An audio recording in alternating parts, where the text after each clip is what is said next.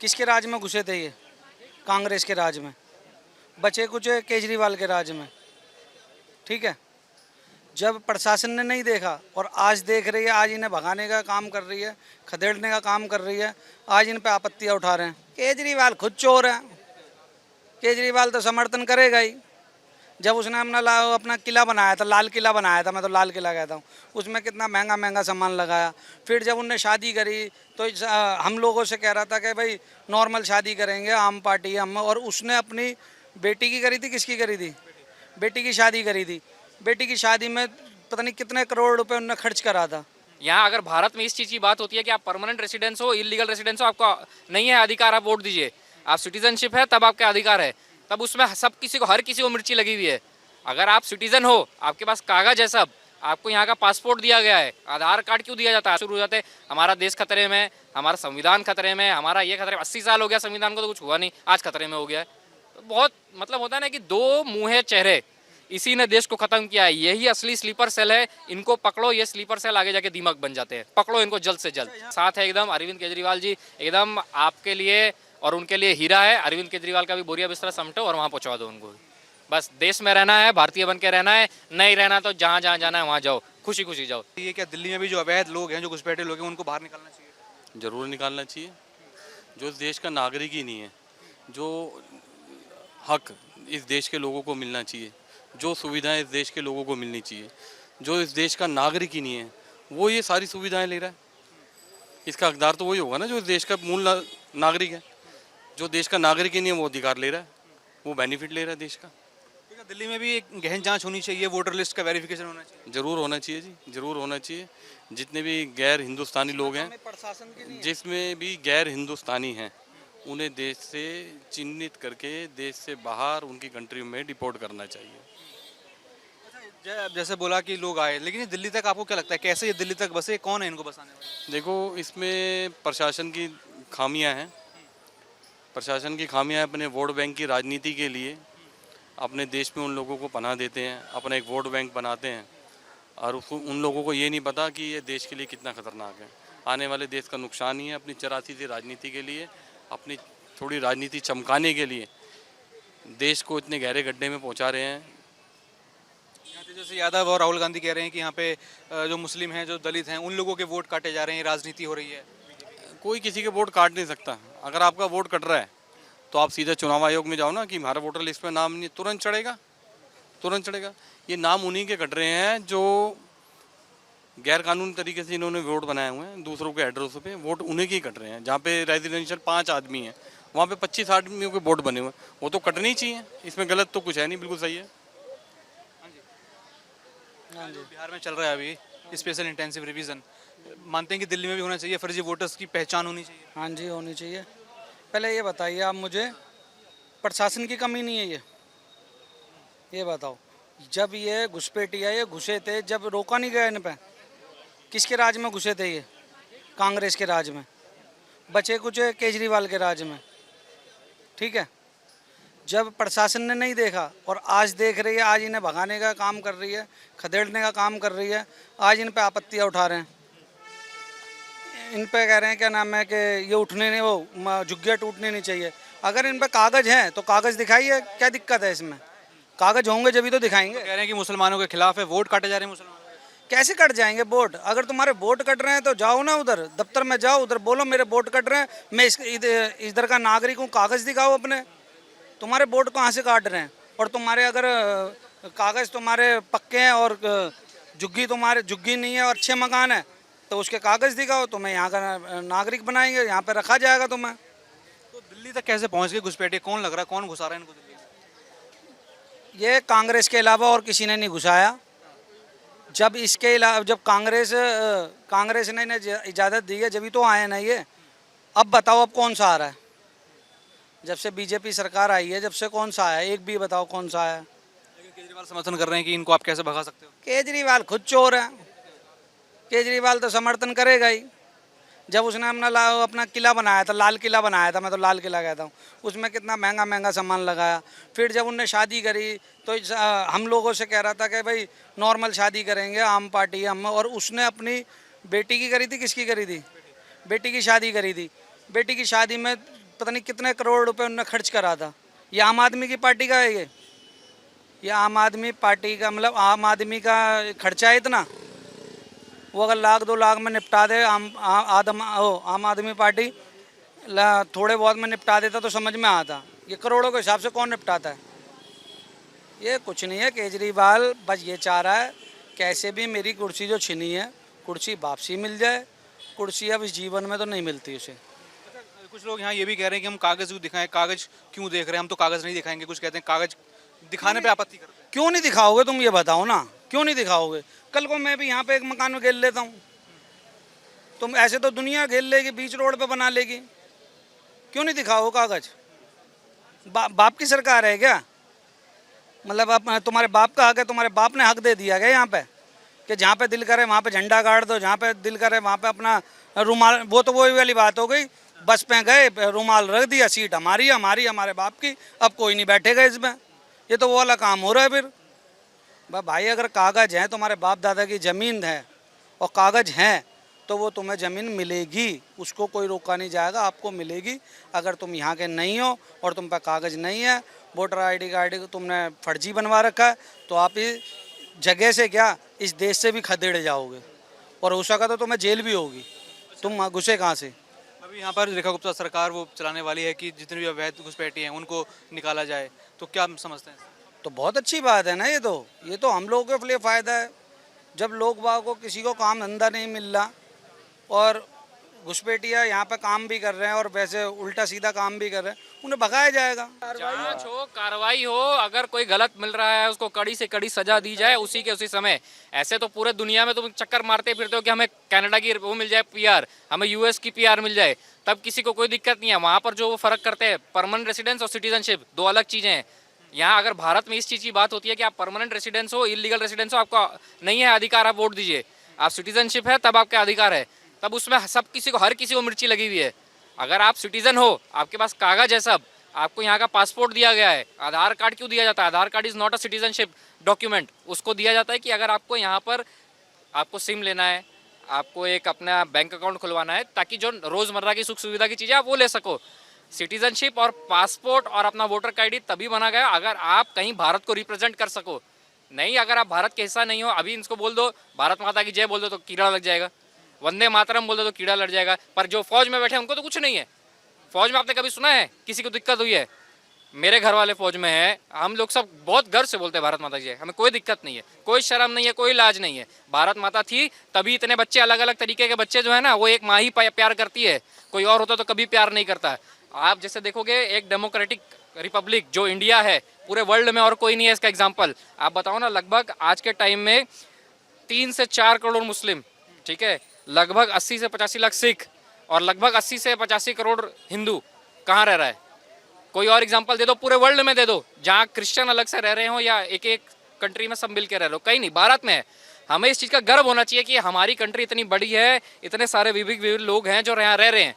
पर नहीं, ये नहीं सोचना है। मतलब आज के टाइम के लोगों की मैं वो भावना देख रहा हूँ, आप पत्रकारिता कर रहे हो, मैं यहाँ अगर बात करने का आ रहा हूँ तो यहाँ खाली कमी ढूंढेंगे, इसने क्या गलत बोल दिया, एक कमी चीज़ बोल दी, उसको ढूंढो और उसको पकड़ो।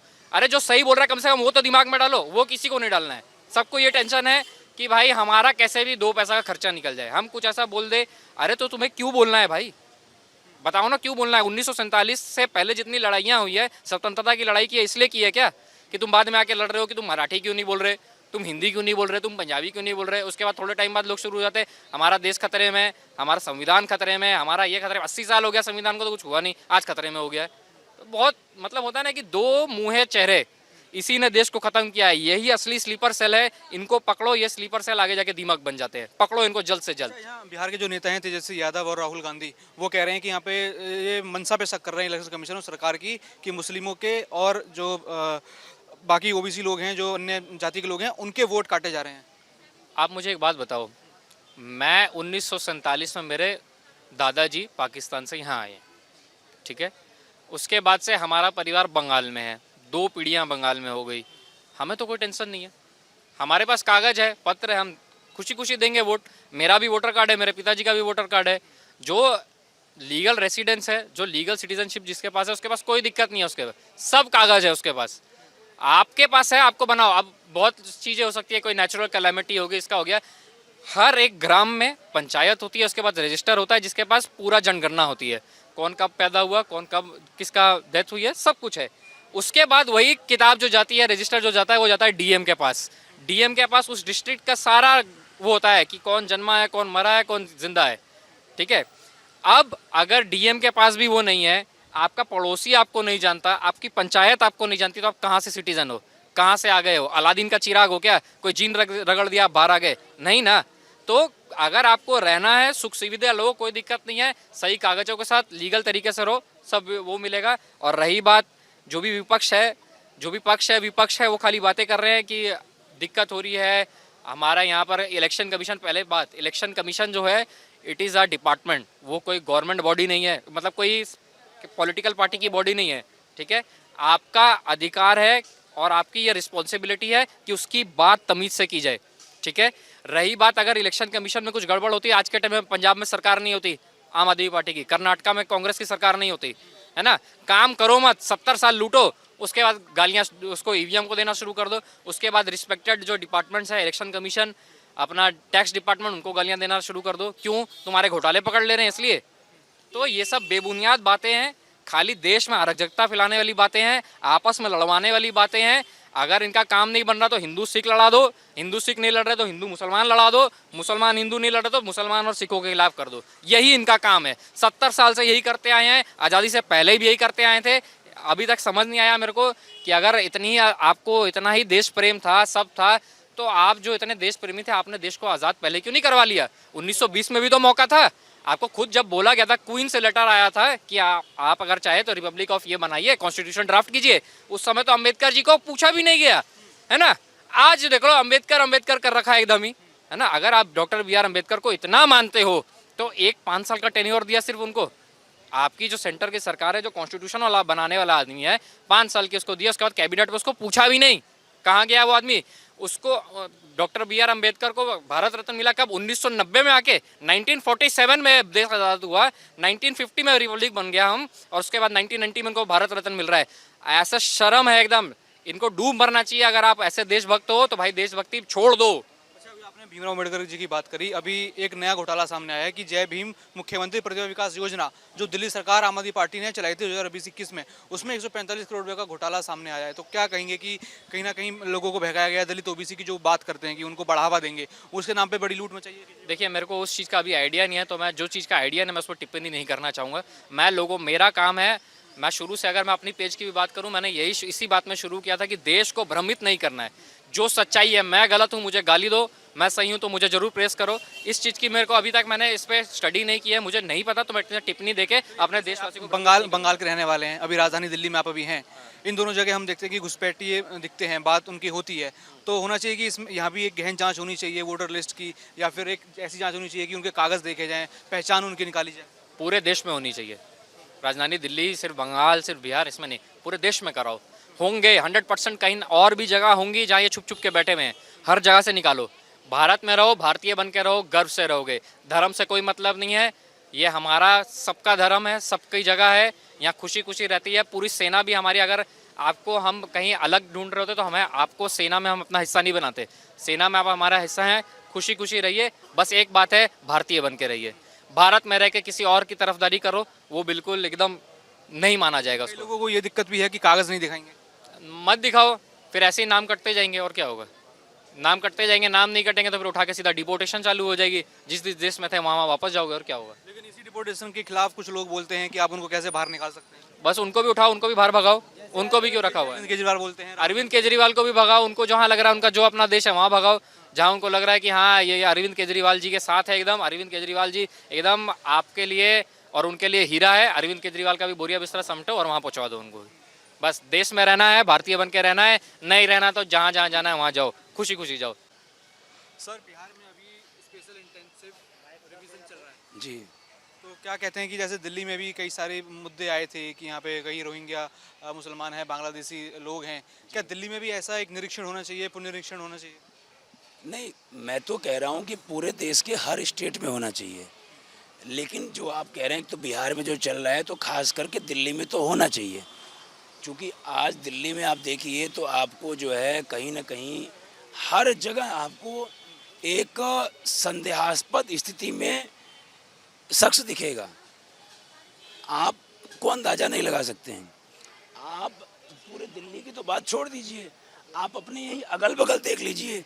मैं आपको आपसे दावे के साथ कहता हूँ कि अभी यहाँ पे ये जो, क्षमा चाहता हूँ, काम कोई ख़राब नहीं है, लेकिन ये जो देखिए लड़के भीख मांगना ख़राब है।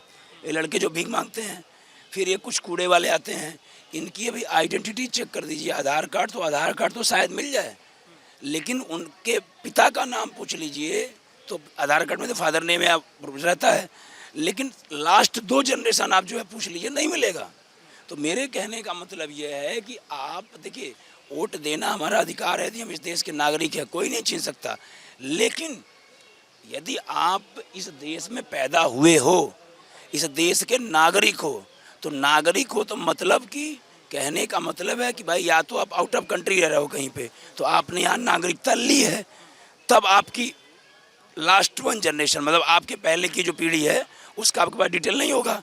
लेकिन आपकी पीढ़ी, आपके पूर्वज यहाँ पे रहे हैं, तो जब आपके पूर्वज यहाँ पे रहे हैं तो आप देश के नागरिक हो, नो डाउट। तो ये बताइए कि आज जो है अभी इन लोगों से 2 पुश्त पूछ दीजिए, तीसरी पुश्त नहीं मिलेगी। हैं, हमसे पूछ लीजिए, आप खुद ही अपनी 6-7 पुश्त बता देंगे। तो कहने का मतलब है कि आप जब इस देश के नागरिक हो, आप किस देश के जो है वो, तो आपको डॉक्यूमेंट देने में कोई अर्ज नहीं होना चाहिए। हम प्रेमनाथ द्विवेदी, मेरे पिता के नाम श्री राजेंद्र प्रसाद द्विवेदी, मेरे पिताजी के पिता का नाम जो है रामललित द्विवेदी, उनके पिताजी का नाम सत्यनारायण द्विवेदी, उनके पिताजी का नाम, मतलब हमें तो पता है ना सर, और सारे डिटेल मिल जाएंगे।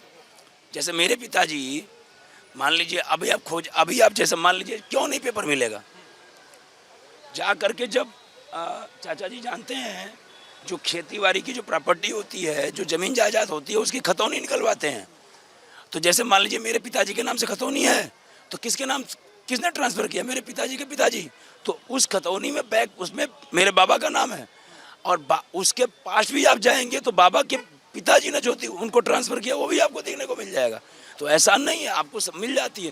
कागज़ देना, हाँ वो बात अलग है, किसके पास नहीं है, किसी के पास है।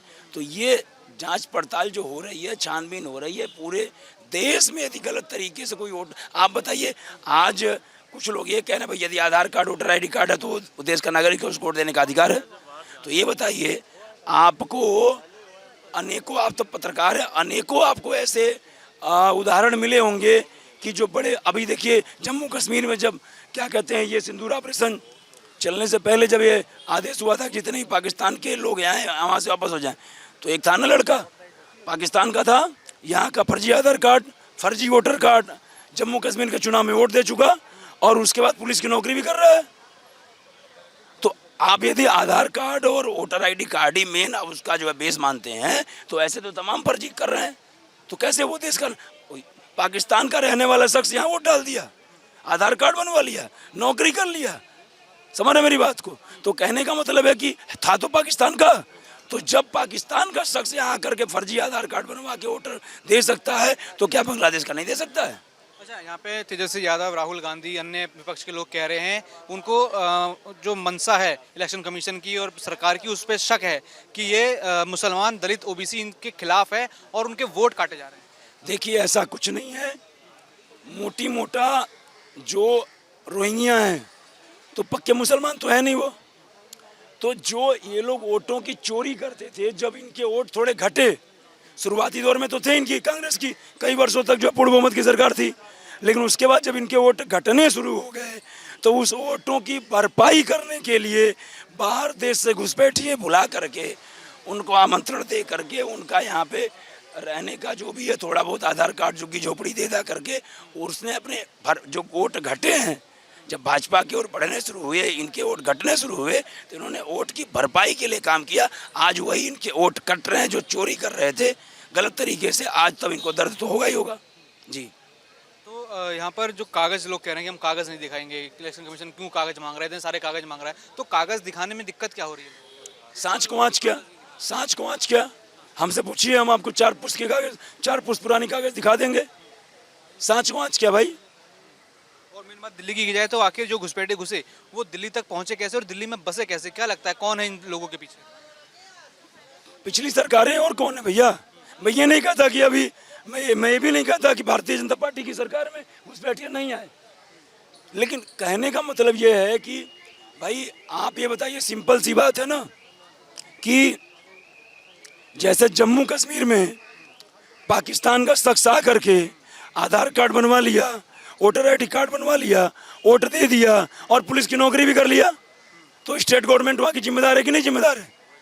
यदि कोई सह नहीं देगा स्टेट गवर्नमेंट, तो सेंट्रल गवर्नमेंट के जो सेना है जो बॉर्डर पे लगी है 100% खाली उसी की रिस्पॉन्सिबिलिटी नहीं है। लेकिन यहाँ पे अरविंद केजरीवाल लगातार कह रहे हैं कि दिल्ली में इन लोगों को बसने दीजिए, उनका सपोर्ट लगातार कर रहे हैं, जो रोहिंग्या हैं, जो अवैध लोग घुसे हैं, उनका वो लगातार सपोर्ट क्यों कर रहे हैं? तो केजरीवाल ने जो घोटाला करके करोड़ों की प्रॉपर्टी बनाया है, या इनके जितने मंत्री का जांच करा लीजिए कि विधायक बनने से पहले, मंत्री बनने से पहले कितनी इनके पास जो है प्रॉपर्टी थी, कितने इनके पास इनकी आर्थिक वैल्यू कितनी थी, आज इनकी आर्थिक वैल्यू कितनी है। जब बढ़ी है, आप अपने यहाँ लोगों को रख लो ना। देश तुम्हारे बाप का है क्या? क्षमा चाहते हो बोल रहा हूँ। किसी के एक बाप, किसी के बाप, किसी के एक बाप का नहीं है। ये देश सबका है, ये देश उनका है जो इस देश में पैदा हुए, और खाली वही नहीं, उनका है कि जो इस देश में पैदा हुए, उनके पिता पैदा हुए, उनके पिता के पिता पैदा हुए, उनके पिता के पिता पैदा हुए। ये देश हमारे पूर्वजों का है और पूर्वजों के होने के नाते हमारा है, और जिनके पूर्वज यहाँ पैदा नहीं हुए उनका ये देश नहीं है। हाँ, लेकिन वो तो लगातार उन्हीं लोगों को घुसाए जा रहे हैं जो यहाँ से अवैध लोग हैं। तो यही तो वोटों की राजनीति है। लेकिन शॉर्टकट तरीका बहुत ज़्यादा दिन नहीं चलता है। कभी ना कभी आपको, जैसे केजरीवाल को लग रहा था कि मोदी जी को वो अगला जन्म लेना पड़ेगा, हम कई जन्म लेना पड़ेगा हमको हराने के लिए, और नानी याद आ गई, नानी इस जन्म में नहीं जीत पाएंगे, और नानी याद आ गई, तो घमंड तो रावण का टूट गया, अरविंद केजरीवाल के इसके बोली है।